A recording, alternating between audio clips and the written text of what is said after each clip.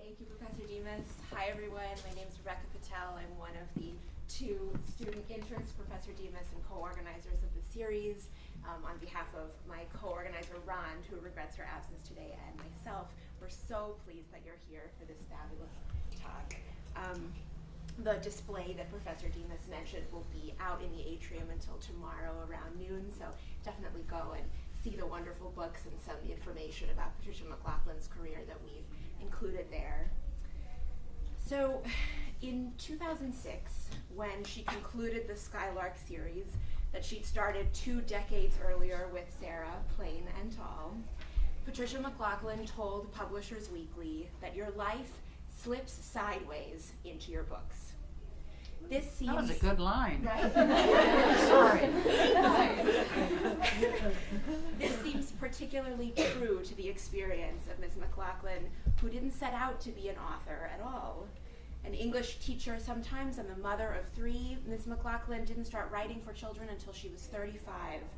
Then her imagination and book-filled childhood, which she has called, in a way, one long bunch of pages, returned to her.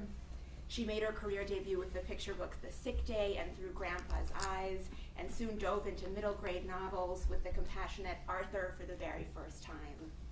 All 3 books told intergenerational family stories, which honor the inner lives of parents and grandparents as much as they commit to the interior truths of the book's young protagonists. In the early 80s, MacLachlan cast her imagination back on that Wyoming prairie where she grew up, a bag of dirt from which she keeps with her here in Massachusetts as a return to the immediacy of that landscape. I have 37. 37 bags of dirt? Yeah, I don't know why I didn't bring any. I could have just tossed it. Like Oprah. Yeah, that's right. In order to write a story for her aging mother, an intended picture book about her step-great-grandmother, a mail-order bride who'd entered MacLachlan's mother's family after the death of their own mom, ended up being the now classic Newbery-winning Sarah, Plain and Tall, which the New York Times praised in 1985 as the simplest of love stories expressed in the simplest of prose. Indeed, the simplicity and emotional honesty in all of MacLachlan's dozens of books, which I'm sure will extend to her 3 upcoming 2017 releases, whose titles you can find on the bibliography handouts, appear to be the secret to her story's enduring power. She respects the integrity of her young readers. When I write, she said, I see the child in front of me, daring me to be honest. And about the spare elegance of her voice, MacLachlan again credits the prairie landscape of her childhood. Her life, it seems, is always slipping in sideways. I think the clearest marker of MacLachlan's extraordinary influence on young readers, including the young readers whom so many of us in this room were when we first encountered her books, comes from a comment that we received on Facebook a few days ago when the Carl Museum in Amherst shared our poster for this event. The comment, which came from a teacher, read, "Once had a 3rd grade class refuse to go to recess until they found out if Sarah came back from town." MacLachlan's stories stay with each of us in just that urgent way, and we're so fortunate to have her to speak to us today. Please join me in welcoming Patricia MacLachlan. That was everything I wanted to say. You've already done it. I'm going to ask Patricia MacLachlan some questions, and we'll talk. And then at the end, it's up to you to ask all those questions you've been waiting, some of you, for years. I'll tell you all the terrible truth. Okay. So I guess, Patty, we should begin by how you began as a writer. What made it happen? Well, you know, I write the way I read as a child, to find out who I am and what I think, how I feel, and what it means. I read all the time, and my father was a professor, a very liberal professor. He let me read anything I wanted, even books that were slightly risque. Well, he didn't have risque books. He was a farmer turned educator, you know. He was head of the curriculum department at UConn. And so everything I could read, I remember sitting behind chairs, hiding, getting up in the middle of the night. My mother would take me to the library and walk me home, and I'd read. And when I got home, I was done with all my books, and it was time to go back again. And that's kind of the reason I write. And sometimes I'm not sure when I write a book why I have started it and where it came from. And it really surprises me. By the end of this talk, I'll tell you where the books came from that I didn't know.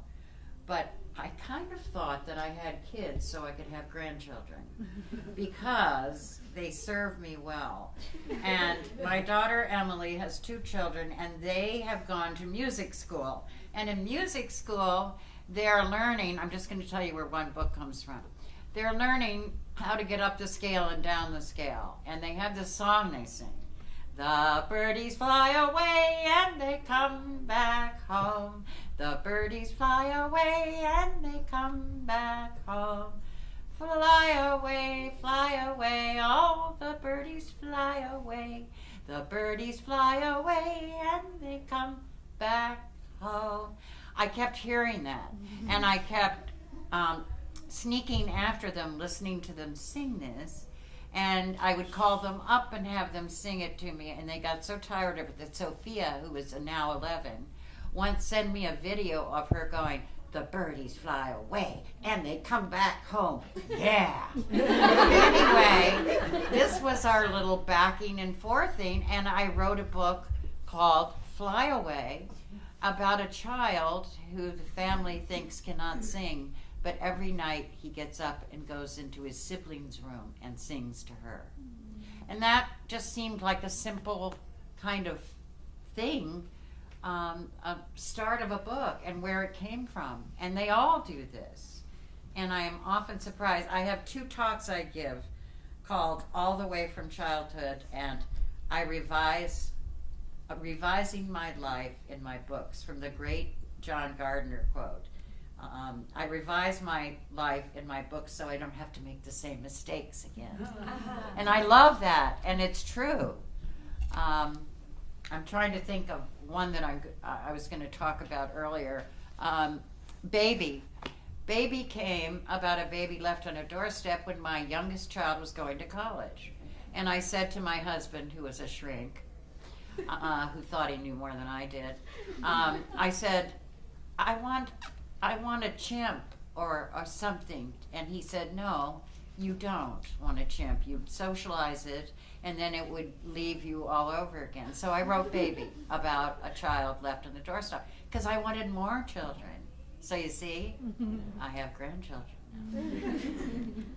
And any time now, one of them may get pregnant, so I'll have more. That's a joke. The oldest is 11. Okay, it was a bad joke. The kids have gone, right? How many? Yeah. Hattie, would you say something about your prose style, which is one of the things about you as a writer that's so, it's so important. When people read a line of Patty MacLachlan's, they know it's your prose, and I wonder how you came to that voice. Is that just the voice in your head? That's the voice I grew up with. I grew up on the prairie. My cowboy uncles spoke in this. They were like poets, and actually some of them carried poetry books in their jeans, and they just had a soft, spare way of talking. You just can't elaborate too much on the prairie. It's like the space is there, and so when I write a book, I go through and I slice and pare down. And my kids read my books. They're my first readers, and they're very smart about it. John said to me the other day, no, you overwrote her here. What does he think he's doing? Just because he taught chimps. But it's true. And Emily once wrote and said to me, this was kind of self-indulgent here. So you see, I've got these kids who know me so well. And so it just comes to me. I cannot write in convoluted sentences. And I have a new book coming out called, wait a minute, I have to think of the name of it, Just Dance. And it comes from, I was at the post office, and this man walked in, and he looked like my cowboy uncles. He had a long, clean ponytail, a beautiful face, and a cowboy hat. And I said to the postmaster, who the heck is that? And she said, I know what you mean. She said, he's married to Rochelle, the librarian across the street. So I followed. I stalked him. I did. I had better eyes then, and I could go out on my own. And I followed him across the street and watched him, and it began the book of Just Dance. You know what? You can read that, since I can't read my own. okay. I can't read my books anymore because I'm that blind, which is really annoying. So that other people. wait. And so she's just going to read you the first page, and this is the man. Should I read the whole prologue or just the Just first the bit? prologue, yeah. Okay, totally. Just Dance. I grew up on a farm and I'm 10, so I don't know much about love. I know about cattle, chickens, 2 goats, sheep, and how to ride a horse. But I know love when I see it. My mother was a professional soprano until she met my father. She studied in Europe and sang opera and performed concerts and wore big silk dresses until she came back to America and walked into a small diner in Wyoming. My father saw her. He stood up and walked over. He held out his hand. Do you want me to read more? Yes. Okay. And they danced. There was country music playing. My mother knew nothing about country music. She'd never heard of Johnny Cash or Tammy Wynette or Stand By Your Man or Ring of Fire. My mother danced with him. Later, he would teach her the Texas two-step. My father is a cowboy and my mother a classical soprano. They might seem far apart in life, but my mother loved my father right away. When I looked into his eyes, I felt like I was looking into the eyes of a very wise horse, she said. My mother is better at singing than at words. Your mother was more beautiful than evening light, says my father. My father is very good with words. He carries books of poetry and short stories in his saddlebag. So here is a rule. If you want to find the love of your life, go to the Hideaway Cafe in Cheyenne, Wyoming. When a tall cowboy with a ponytail comes up to you and takes your hand, you don't have to speak. It's better not to speak, actually. Just dance. See where it came from? I followed him and put him in the book, and he is really embarrassed. He does not read children's books. He writes haiku, however. So, and I said to his wife, Rochelle, I just want him to know that his name is in the dedication of this book. He started it. I followed him. And he began it. He may not care about children's books. Well, I came home the other day and there was this message from him. He said, I don't read children's books, but I did have a 5th grade teacher I loved because she was funny and wise and smart. And I'm reading part of your book. Part. Get that? He's not gonna do the whole thing. And I want to come up and visit you and talk to you. Isn't that interesting how you just do that? Somebody strikes a chord and brings back your youth, which is all the parts of my childhood somehow come in here. I also have another book I'll just talk about briefly I've written. My husband was a psychologist and a shrink. And he died a couple of years ago, and one of his old patients called up. And I had to tell him that Bob had died. He was quite upset. And I remember this man. He was a boy when I first met him. My husband taught at a college and was head of the psych department. And he saw this young man in therapy. And the young man had parents who were clinically depressed and did not like this child. He was the only child. They thought he should cure all their woes, and he didn't, so he grew up naturally sad and depressed. So one day there was a knock at the door. My husband was at work counseling, and in walks Bill, and he had a wastebasket and a rug and a guitar, and he said, "Hi, Patty, I'm going to move in." I said, "Oh, okay." And Emily was there. She was about 4. And he sat and played the guitar for her. And luckily, Bob, my husband, called. And I went in the other room and I said, "Bob, Bill has moved in." And my husband said, "Go get him, please. I'd like to speak to him." So I went and got Bill. Bill came in a little bit later and said, "Well, and he gathered up his wastebasket. I thought that was an interesting thing to bring. And his rug and his guitar, and he said, I'm not moving in this time. And he left, and Emily looked at me and started to cry and said, no more guitar? I remember this. Well, anyway, Bill calls me once a week for 2 minutes. He wanted to know if he could do that. And he tells me all the amazing things my husband said in therapy.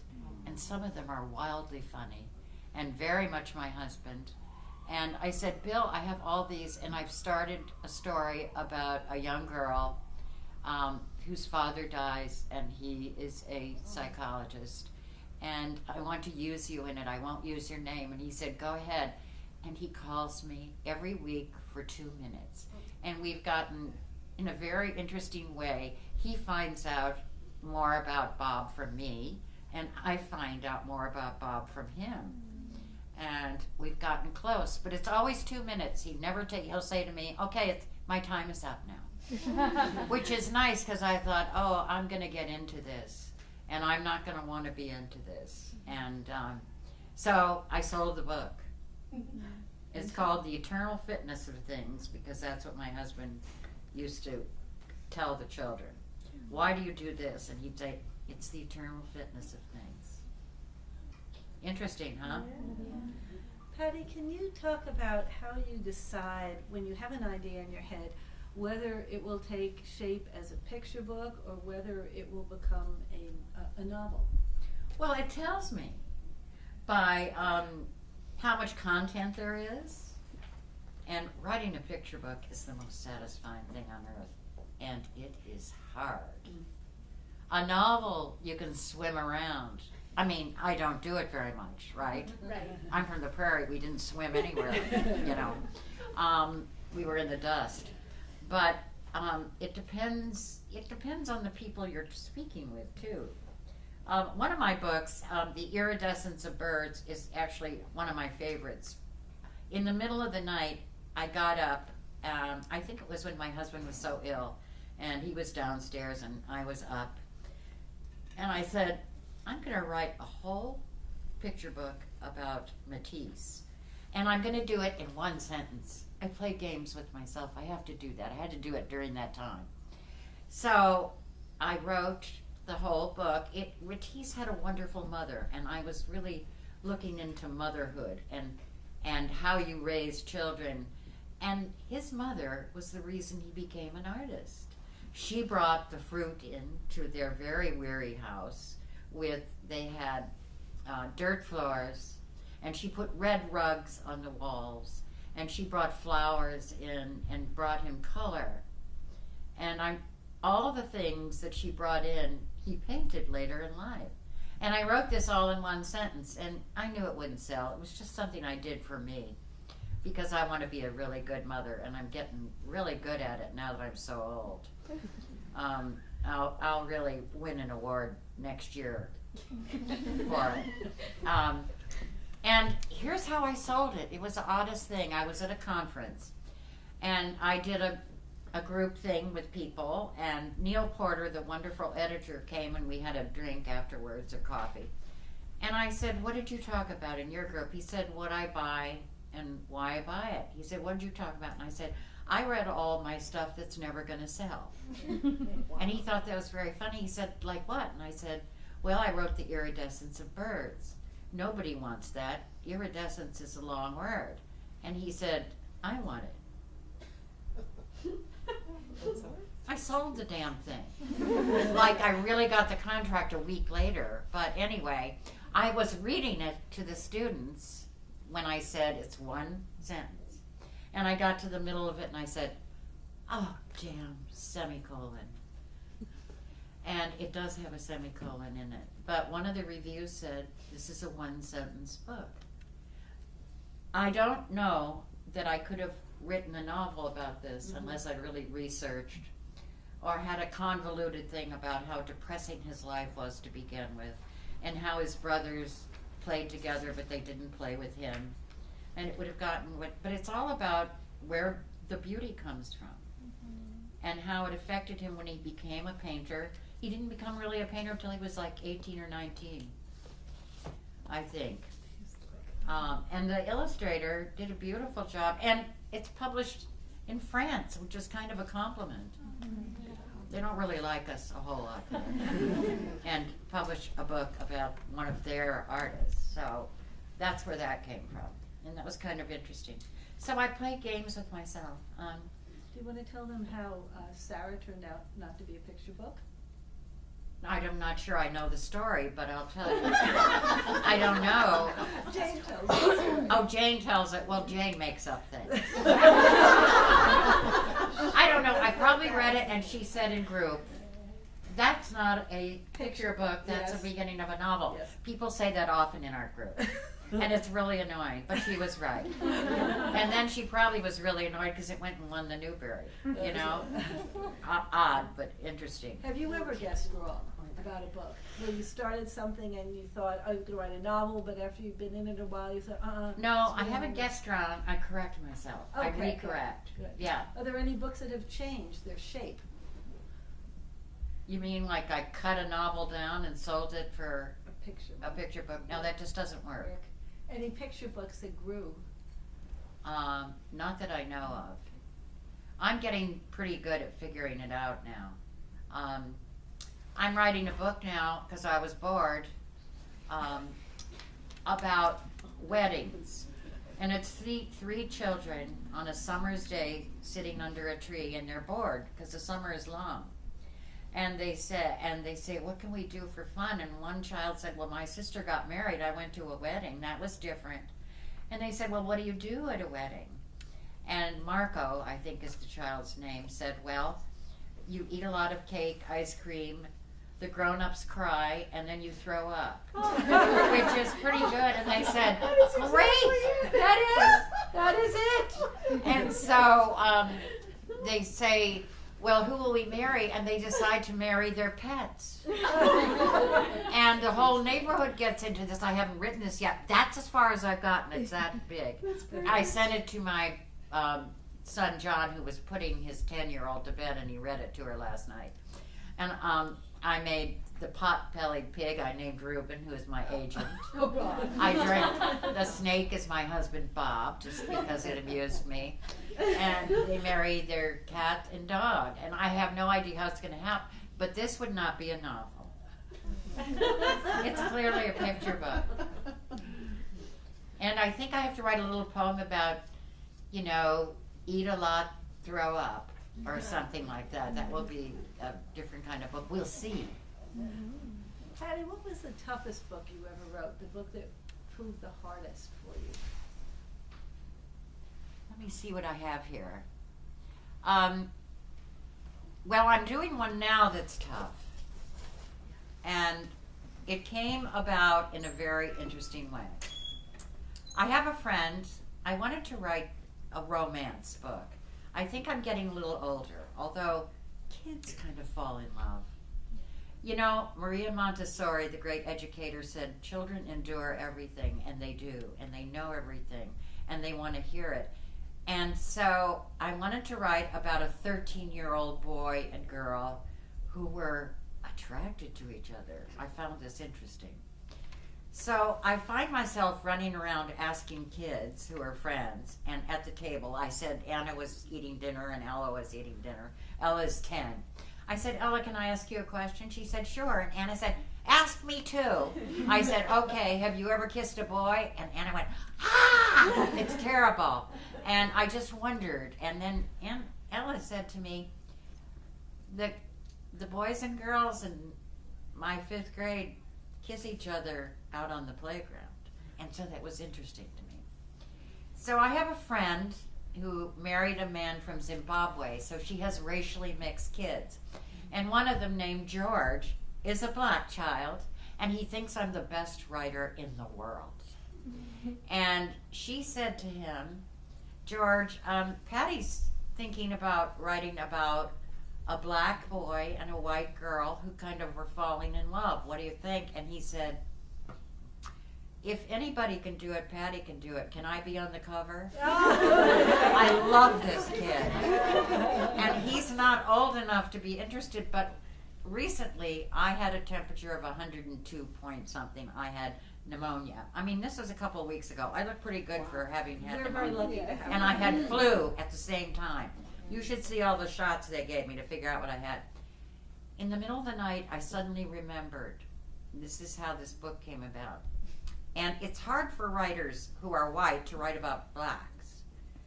It's not always respected in the community of the writers because they say, what if you know about what it's like to be this? And I understood that. My agent said, you're old enough to have earned it. I'm not sure I like that compliment. But anyway, in the middle of the night, I remembered something I'd forgotten. And I don't know why I forgot it. I think I wanted to forget it. When I was 18, I left college for a year. My parents were so great, they never complained, because I wanted to go work in publishing. Isn't that funny? So I went and lived in Greenwich Village like a little hippie.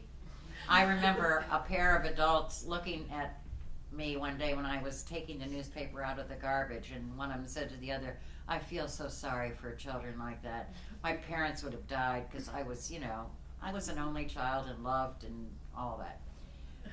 My parents were in Colorado, and I just really wanted to go see them, so I took time off work and took a bus all the way to Colorado. And on the bus, a black boy sat next to me, and we talked for 3 days. And we became very close, and this is really interesting. I was telling my son this at dinner last night. And at the end of the trip, the last day, we held hands all the way. And he said, did you kiss him? And I said, not that I remember. I would remember that. I said, somehow holding hands was more intimate than kissing. This is the thing I regret. He left, and I went to a different place, and I never got his name, and he never got mine. And I see how connected this is? So I'm writing about a girl who has red hair that she hates. Her name is Louisiana. She's named, her parents are kind of eccentric. They were bird watching in Louisiana when mother was 9 months pregnant. She was born, and they named her Louisiana. And she doesn't like herself. And when she visits her grandfather, and this is another part of the story that I'll tell you about, on the island they live on, she meets George, who's black. And she stares at him because what she's thinking is, he's beautiful. And he says, yeah, I'm black. And her grandfather says, I know her better than that. She's thinking you're beautiful. And he says, George then says, well then, I'll say, I've never seen anything more beautiful than your tumbling red hair. Who wouldn't fall in love with him? And so they're falling in love, and this is really interesting. And the only other interesting thing to show you how complicated books get is the grandfather has what I have, macular degeneration, and is losing his sight. And he has this beloved car, which is a very old car, and George comes to drive them all across the land. He's teaching George how to drive because he lives there, and when Jake, the grandfather, can't drive anymore, which I cannot drive, he will have George to drive him around. See how complicated books are and how they come? You never knew that story about the boy that I held hands with. You did tell us that. I held hands with him for a whole day. Nothing was more intimate in my life. It's a confession. I've made it here. It's funny, I asked you about the hardest book to write, but in a way that sounds like the easiest. Well, I don't know, because I got sick and I got pneumonia, and I was in bed thinking about it. My agent, who I adore, said to me, are there any flawed people in this book? Because he loves everybody. And he doesn't know if you can write a book without flaws. Well, in a way, the parents go off, drop them on this island, which they love to be on. They love their grandparents because they're hip, and they're kind, and they're sweet. And I think they get away from their parents. He's an ornithologist, and the wife is a photographer, and they go off on their own summers. And maybe that's flawed. No, it's just eccentric. They know the kids love to be there. So I think the plot is I have to find the plot before I can go on, or I'll have to write the children marrying their pets thing. And a few other things I've started. I think the parents say, we have this wonderful thing for you. He has a sabbatical. We're taking a year. We're going to Africa. We're going all over, and you can come with us. And they decide not to go. They want to stay on the island. So maybe it's about children taking power. Most of my books, the children take power. And I think that's what I try to do. Tell us. Does it make sense? Am I making any sense? Yes. Is this boring yet? No. Okay. Tell us what it was like working with Sarah and her family for so many years. Did you feel as if you just, well, you might want to tell them about You how mean Sarah playing a top? Yes, that's Sarah, yeah. Well, you know when you say you revise life in your books? Well, the real Sarah, this is really funny. Her real name was Ella, and nobody knew it in my family. I didn't, my son John, and he named his firstborn Ella. It's so interesting how things come about. She did go and marry my great-grandfather on the prairie. And my mother, who was a wonderful woman, her name was Madonna. Isn't that interesting? She was named after a little African-American child on the block. My life is so interesting. And when I think about it. And the dogs loved her first, my mother always said. These are the few things I remembered before my mother got Alzheimer's disease and didn't have that story anymore. The children loved her, but the dogs loved her first. And I think that happens in the book. I think Lottie and Nick like her first. Although the children do. Did you notice in the movie I had to make the daughter a little less happy about this woman coming to take over her role? That's the movie, people. But I wrote it. What the heck? And what was the question you I was asked? thinking about you as a writer working with the same characters, family, you know, in different parts for so many years of your life, and having Sarah be this kind of almost, you know, she's almost a larger than life. I know. In mirror real life, somebody. she went back and left Jacob at the end. Not in real life. I would not have that. But I'll tell you, it's Glenn Close's fault. I could kill her. She came to my house and said, okay, you can write a screenplay, can't you? And I said, sure. I'd never seen a screenplay.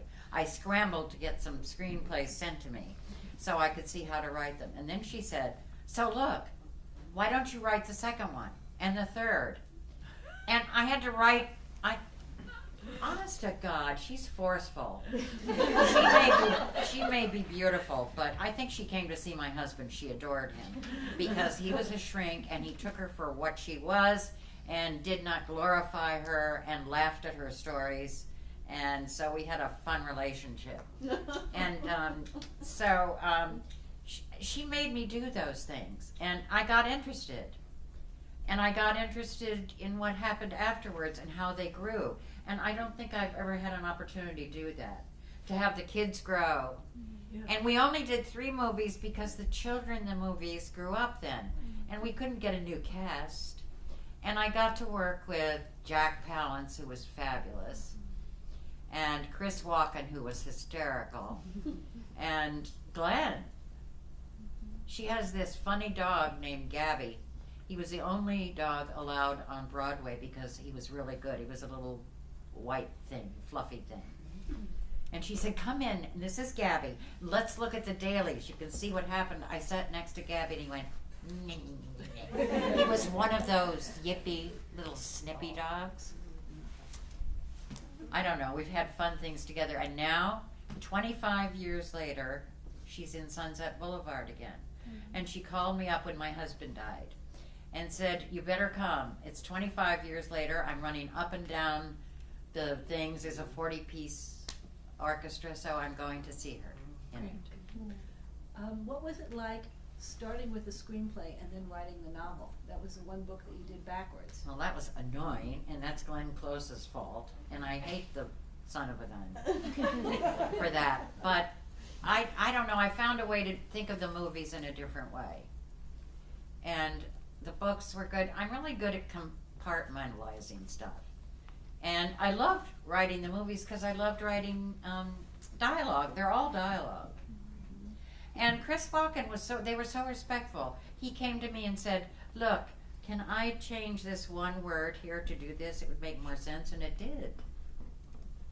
And I thought that was nice, so I felt like I was having a love affair with my characters, which I wouldn't have minded at that point. Are you done with Sarah? Oh, God, yes. Sarah's, yes.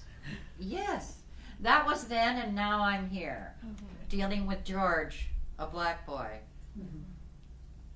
What was it like writing Snowflakes Fall, which is a very different project? Well, that was a different project. I'm not good at assignments. My wonderful editor who bought Iridescence of Birds is very picky. And I was going to write a book about the boy who named the clouds. There is a book out, but I felt I could do another one better. We're competitive, aren't we? And I sent it to him how I thought, and he said to me, well, this was a nicely done assignment if you were in high school. That bastard. Oh, the kids aren't here. No, okay. So I'm very careful what I send him. But I got an assignment for Snowflakes Fall, and it was about the shooting at the school in Sandy Hook. And Stephen Kellogg, who did the illustrations, I didn't really want to do it. But Stephen Kellogg, who did the illustrations, all his children had gone to that school. He had married a widow with 6 children and sent them all through college, and they'd gone through the school, and he felt very strongly. And I said, okay, this is assignment, but I did it. And I also did it because they paid me a lot of money at that time. And so it's not the way I usually do things. Now, Neil Porter, the bad boy editor who always says, my little brioche, what are you working on now? And I call him my cupcake. You know, when I die, if people see our letters, they're going to think we're having some kind of wild sugar affair. Anyway, what was I saying? See, I just lost myself. I was so interested in the cupcake and the brioche. I must be hungry. Talking about Neil Porter. Oh, yeah. I just have to be careful with assignments. And so I haven't written the cloud thing yet, but I'm thinking about it at night. And I found a title. It's the boy who actually named the clouds was named Luke. And he was always looking up. And I found the title, Luke Looking Up. And I think I can write it now. I've got the title. You know, now Neil will not put up with invented language. So he doesn't want, and the mother went upstairs to take him down. No. That's why all of my books for him have begun, if you were a boy in London and you loved the clouds and looked up, maybe the flower keepers would look at you looking at the clouds. Maybe the meat man would turn and look, you know, this is what you do, so I have to be careful. So I have a book that she will read at the end. No, I didn't bring that. That's the book. Someone like me? Someone like me. Here's what I have to say. You notice that I'm not writing just about my grandchildren. That I'm writing, the blinder I get, and looking at you, I can kind of see your faces. But it's very embarrassing when I meet men, because I have to get up very close to their face. And I think more men than not have backed up. But the more blind I get, the more connected I get with my childhood. I see it more clearly. I see my blue bicycle, who was my best friend. I see my parents. I see my landscape and my friends and the tree that I read books in and the lies I told and reading the books from the library and sneaking around. I remember when my mother played bridge with a bunch of women, and I think I bothered them because one woman took her necklace off and said, here, go play with this in the corner. That I must have been annoying. But anyway, I don't know how close are we to the end, because part of this, you can just read parts of it if you want, because Jane Yolen could write a biography of 350 pages, or 700, because she's written so many books. But I've gone back. This is my autobiography. This. And I wrote it for Neil Porter, the rascal, who demands excellence. And this is my little autobiography. Well, I think I'll end here, and then we'll open it to them to Yeah. ask questions. Okay. I'm sure I've So- told you all my hateful secrets. So this is called Someone Like Me. And I guess I won't turn the pictures. You No, can come up and see they're them, not okay? kids. If you were a little girl who listened to stories over and over and over, Jack the horse and 12 cows broke through the fence and walked all the way to town. And Emma's dog with 3 names, Tommy, Rascal, and Come Along. If you were a little girl who read books every night, every day, walking home from the library, reading as her mother led her across streets. A girl who hid under the flowered tablecloth of the dinner table, watching the shoes of the grown-ups who told secrets and never knew she was there, who tried to teach her dog to talk by moving his lips like hers, and her chicken's beak, too, and loved climbing the cottonwood tree, watching the sky that flew above her, and who ran away once with a little boy who told her he'd find her a white horse and didn't.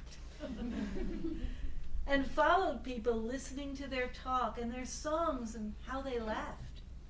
If you were a girl whose great-grandmother loved the smell and feel of prairie earth and ran through the grasses sending the geese on the slough to fly up, around, and back again, then maybe you would grow up to be someone who carries small bags of sweet prairie earth, someone who writes about how the sky looks through the branches of trees, geese against the clouds, and writes about talking dogs and chickens who scratch stories in the dirt, and a white horse to ride through dreams. You might be someone like me, a writer. I did run away with a little boy. We went across 2 highways in California, and he never found me the damn white horse, ever. But you see me in there?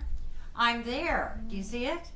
And I have a book coming out called Chicken Talk about chickens who learn to write in the earth, and they come out, and the wife of the farmer always gives them salads every morning, and the first thing written is, "No more arugula." So there's so much of me on that, and that was fun to write because that's it. That's my life. And there's the poet's dog, which is just And the come out. poet's dog is there. Every dog is there. And other books that I have coming are there. I can't remember what they are because I've gone beyond them. So, you. Okay, what do you want to know I haven't told you? Oh, there is somebody. Now, how is it working with your daughter? How is it working with my daughter? Oh, we're being a co-author. Here. Being a co-author? We are kindred souls.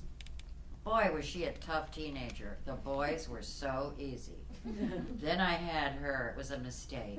I don't mean, that way. I mean, she was tough.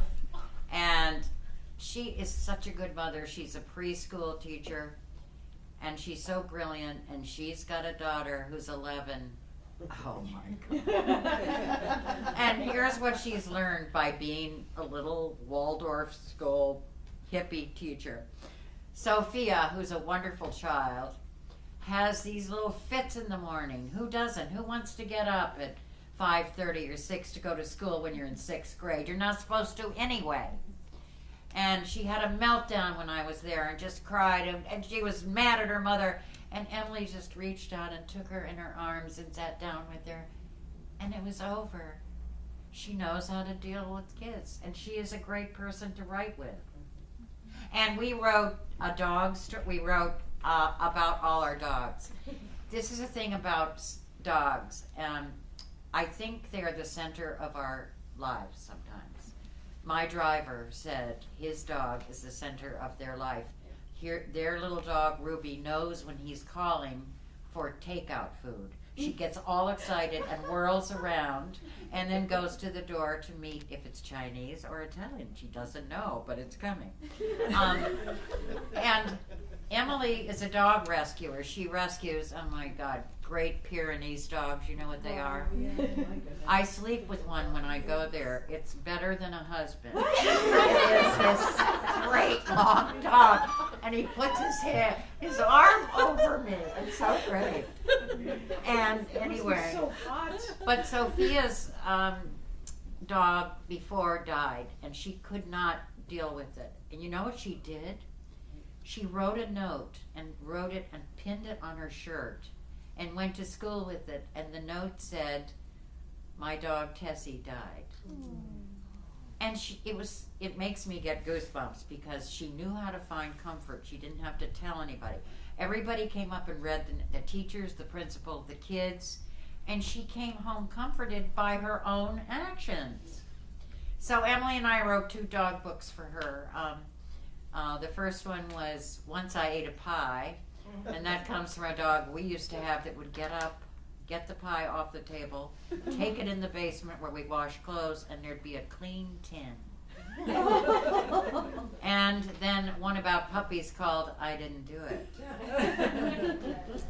And I forget what the other one's named, but we work on these together. Also, we just finished a little book called Little Robot Alone, about a robot who lives by himself, and what does he do? He's lonely. He makes a dog. And this is interesting because Emily's husband is a robotic engineer. Oh my He God. does robots. So you see how this all comes from some kind of personal place? And what else have we written? I don't know. It's time to write another. But whatever it says on that sheet, I can't remember. Oh, we wrote it was a beautifully illustrated book called Before You Came.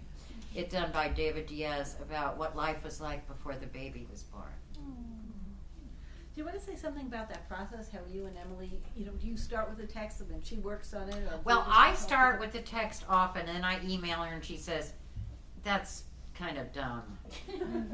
Then we get together and we have several glasses of wine. We have found that 2 work well, 3 no. We go to bed. I go to bed with the dog. She goes to bed with her husband, and but we come, and whenever I get away, it's just a fun place to go, and we're on the same tube. Now, my son John has amazing things to write about Africa. He was in the middle of a war, and he had to protect for Jane Goodall all the orphan baby chimps. He had to go to town, and because of it, he came back with some problems. He has kind of a PTSD because he was in war and they were shooting at his chimps. And then he told me yesterday, he drove me someplace, all about what it was like to live with lions and not have a car, which is fascinating. So I'm trying to get him to write some of these things. Not the war things, but the things about lions and the people. He loves the African people. He'd like to be back in Africa, particularly because of the political situation in this country. He'd like to be back. Yeah. He loves the simplicity, the beauty, and he knew he's just a wonderful. And my other son is in publishing. We're all readers. Jamie just had his 50th birthday, the middle child. And they're great stories. I once threw back the quilt on his bed when he was 13, and I found 2 6-packs of beer. And I said, "Oh, Jamie, what is this?" I was such a cool mother. And he said, "That's David Cocker's beer." And I said, "Oh, is yours in David's bed?" And he was really impressed. And the most impressed he was, I may write about this, when he had asthma as a little boy. He was born a kind child. He was the middle child, and he was kind. He had to kind of fight the other 2 in a funny way. He had asthma, and he didn't want to take the medicine. He was in a tube, how you gave your children, and it was yellow. He called it his tinkle medicine. And one day he ran out the door and down the street. I ran after him. God knows what cars were thinking about. They were going by. And here I had the medicine, and I was chasing this child. We ran across the road. Cars went by. We ran across 2 lawns, and he jumped over a brook. I jumped over the brook and clapped my hands on him and he turned and he said, wow. He was so impressed. Isn't that great? You're gonna hear this in a book sometime, right? Well, that's what I'm thinking. That's what I'm thinking. And my daughter's still experiencing that same event, chasing after her son with a spoon. Well, you know, remember I told you about the depressed patient of my husband's? He said to me one day, you don't know this, but I was at your house one day when you were away at a book conference and Bob was taking care of the children. And he said, I never had parents who loved me. I didn't know what love was. And he said, Bob was sitting, Jamie was in the high chair, and Bob said to him, Jamie, do you want your medicine in a spoon or in a tube? He gave him the choice. Well, he was a shrink. He knew what he was doing. And then John was sitting finishing dinner, and Bob said to him, John, do you want to go to bed now or do you want 15 minutes? He said, I knew then that what you were doing was giving children the power to make their decisions and to do it. Wasn't that great? So I'm learning this from my husband's patient. And it's interesting, your first book was The Sick Day about Bob being sick. That's right. Their book, their day. That's right. Do you want to say something about what it's like to have the same book illustrated by two different people? When did that happen? Wasn't The Sick Day got Oh, The Sick Day got, yes. Well, William Penn Du Bois did it, and I really liked it because it was kind of like our family. And he died, and then it was redone by Jane Dyer, and it was a different book. It's kind of interesting to see how different illustrators do it. I don't know where the cover for Just Dance is something I'm not fond of. Now, the kids pointed out to me, it's about a girl, the girl who writes Just Dance thing. Her fourth grade teacher, I'm so fond of fourth grade teachers in fourth grade. I love fourth grade. They're kind of somewhere out there beyond most of us, between places. The teacher knows she's a wonderful writer, and her husband, the sheriff, can't spell. He can't spell at all. He's a brilliant, lovely man. So they give this fourth grader the job of writing the summer blog in the newspaper. Isn't that great? In the fourth grade, I would have loved to write the events of the town in poetry sometimes, or in song, or in story form. I kind of like that book, actually. I'm kind of attached to it because of the cowboy I followed across the street. Other questions? I heard a question. I was going to ask, so I guess you don't have much control over who gets to illustrate your books, but I also did want to ask, whose work in children's literature do you really admire and perhaps inspires you? Well, I admire all the people in my writers group because I've lived with them. And I know what they've gone through. We've gone through a lot together. I'm very fond of Natalie Babbitt, my friend who just died. And I love The Devil's Storybook, and I love Tuck Everlasting. And we were on a panel, I think it was a couple months ago before she died. And everybody was talking about where their books came from. I sang my song, you know, the birdies fly away, anyway, about where they came from. And she leaned forward. She said this amazing thing. She always could teach me things. She said, my most interesting time of life was preschool. All the worries and concerns I have now, I had then. See? That's why I write for children. I like Catherine Patterson's. I like a lot of Jane Yolen's. I'm not sure, and you know, the worst thing in my life is not being able to drive. That's bad, because I love my car. I'm thinking, John said yesterday, maybe you should get a horse and you could, I said, oh, give me a break. I said, I'm slightly afraid of horses. And he said, yeah, I am too. I said, well, thanks a lot then. Get me a cart, maybe we could go down and get the mail. But not being able to read books is the curse. And she is trying to convince me to read books on tape when I go to bed. But I don't like all readers. Sometimes I hate the reader and I like the book. But what can I get for nothing? I'm going to get blinder. And, you know, it's going to get harder. I now am traveling with my daughter. I make her take time off and I pay her. She's going to Nebraska with me. We're going to the prairie together. And the Sandhill Cranes are there, and I'm going to make them paying for her way. And so I forget what I was saying yet again. What was I saying? Oh, the other Books on tape. books on tape. I may have to do that because I can't just sit there and watch television. It's too depressing, and it inserts itself in your life in a different way. And I like the way books feel and smell. And you can do this, and I know you go to bed and do this with your iPad or your husband, for God's sake. But whatever it is, I'm going to have to do that. That's my thing. And I love picture books.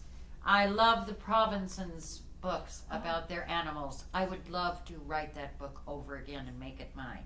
And Emily said to me one day when I was writing a book about animals, "You're doing the Provinsons." And I was kind of doing it all over again in my way, capturing them. And I think picture books are the things that are most lovely.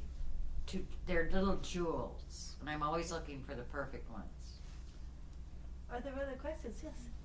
Did you find it hard at all to write about the same characters over and over again? Yes, I really did. I got to know them. Yeah. I got to know them. I don't think I'd ever do it again, but wait, I'm lying. I just caught myself in a lie. I want to do a sequel to Just Dance because I love the idea of her writing those blogs.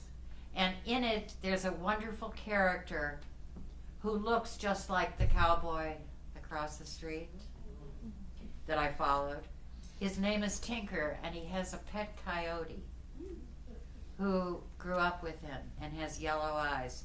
And I've already outlined a book called Yellow Eyes. I lied, see? And you notice that I'm telling you everything? Yeah. Is it hard to stop writing about the same characters again? What did she say? Is it hard to stop writing about characters once you've written them? No. No. I can kind of let them go. Okay. They're in my room with me. Yeah. And I do the best I can. And I've got these children. I'm doing a book on imaginary friends because Ella had two imaginary friends, Albert and Ipu, and they were evil. And she said in her little British accent, "I put them in a box with no air holes and sent them to Thailand." Well, I hated to tell her they probably didn't survive the trip. So I have left out the part of no air hole. And I've done a little poem about Albert and Ipu. And then I have another child who has fairies. They have imaginary fairies, and I call the book Imaginaries. And putting the two together, I don't know if it's going to work or not, but I'm just telling you how this stuff plagues you in the middle of the night. And I had Mary. Mary was my imaginary friend. I was an only child. And I drew on the wall of the living room in Wyoming, and we had to paint it all again. I had to help with a little brush. And I said, Mary's mother invites her to draw on the walls, I told my mother.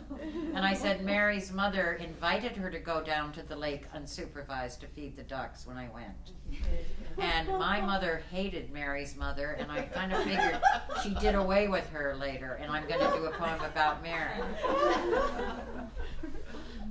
That's awesome. When you think about it, you probably all had imaginary friends. That reminds me of Margaret Weiss Brown's Yes. naughty friend or whatever. Estelle was not clean. Yes. Isabel? Was there any reasoning why you chose to introduce a step-parent in an immediately positive light? What do you Sarah mean? Plainenthal. A step-parent? Who's the step? Oh, you mean in Sarah? Sarah Plainenthal, where she comes and the two children are immediately welcoming and are looking forward to her arrival. Well, who doesn't want a mother? Who doesn't want somebody to come and tell you more about who you are? You know, I think that's why I did it. And also, it had happened in the family. And the idea of a mail-order bride is kind of offensive to some. But for that family, for many years, where I don't know when she left, I could look back and ask family members, but many of them are gone now. But I think that that idea of who a mother is and who is a child and how they're related is very important to me after having children and having dogs and having grandchildren. And I don't know. I'm very attached. The minute my last dog died, oh God, my husband had died, and we have a friend who lived with us. Liz still lives with us. She's a teacher, and she's going to be my boarder for our friend forever. And she's great. She's Irish, and she brought 2 dogs with her, which was great because my dogs had died, Charlie and Emmett.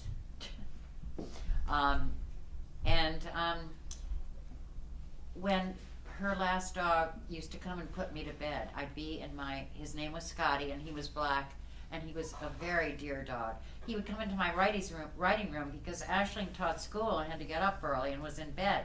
And he would come in and look at me and go, I swear he did this with his head. And he wanted me to go to my bedroom. And he did it so much and was so fierce that I would have to get up and go to my bed and pretend to go to bed. And he would look at me and he'd be satisfied and he'd go down the hall to his pillow and then he'd turn around and he'd look at my shoes.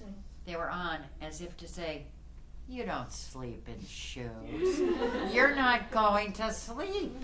He was so damn smart, so I'd take them off, and then he would go to bed, and I would sneak back in my stocking feet to write in my office. Well, he had to be put to sleep, and this most amazing traveling doctor came. He was tall and really handsome. My husband had been dead for 6 months. And he came in, and it was so elegant. Leslie came because she's a good friend, and my son was there, and I forget who else. And I thought it would be terrible, and he made it beautiful. And when he left, I paid him because poor Aisling, who was the Irish girl, was so sad. That dog was so sweet. I went out to the car with him, and I said to him, come again. I was attracted to him because he was so kind to the animals. Who wouldn't love a tall, handsome man who takes care of your animals and makes them happy? And is it in your book now? I forget if I put it in. And I went, and on his bumper sticker, yes, it said, be the person your dog thinks you are. And I did use that. You use that. I use that. I use everything. I am horrid. I'm a stealer, a thief, and I'm writing about myself. How egocentric is that? One more question before we end. Yes. What is the story behind the poet's dog? About what? What is the story behind the poet's dog? Your inspiration. Oh, the poet's dog. I'm very fond of that book. It's one of those things about dogs having the power to know language, to know us, to learn, and they save the children. And that was just important to me because I think we have a relationship if we're dog lovers. And I keep thinking, I was told I could get a seeing eye dog, and as I got worse. And my driver who drives me to the airport and back said, then the dog will die on you. And I said, I would worry about that. I would get very attached to a dog, and somebody said, well, get an old dog. And I thought, I'm an old dog, an old blind dog. So I think that it was kind of finding this dog a new home through this kind of magic. And that was why I wrote it, and I know a lot of poets. Jack, the cowboy I followed across the street, is a poet. And he's going to come visit me. It's a good thing he's married to Rochelle, my favorite librarian. And when she met him, he lived in a treehouse.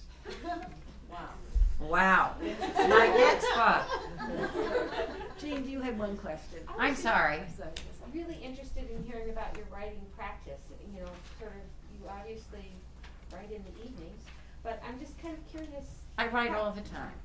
I was writing this morning, at about 5 o'clock, because I had an idea about the wedding of the children who marry their animals, and trying to figure out how to put a veil on a snake is kind of hard to do. So I was thinking about that, and I do it during the day. I play solitaire like mad.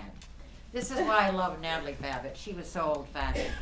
I said to her once, Natalie, I play solitaire between chapters and everything. She said, so do I, and my thumbs are getting so tired from shuffling. I said, Natalie, I do it on the computer. She's down there shuffling the cards like my mother used to, and pretty soon they're all ragged, and there I am. And at night, I'll tell you, this is a bad thing. When I have a glass of wine, boy, can I do well. And with a second, I do really well. And that's it, the third. That's my secret, too. Why don't we, let's, I know another. Did that help really- anybody? Come up afterwards and say hi to Patty, have your book signed. Thank you all for coming, and thank you to Hey. Patty.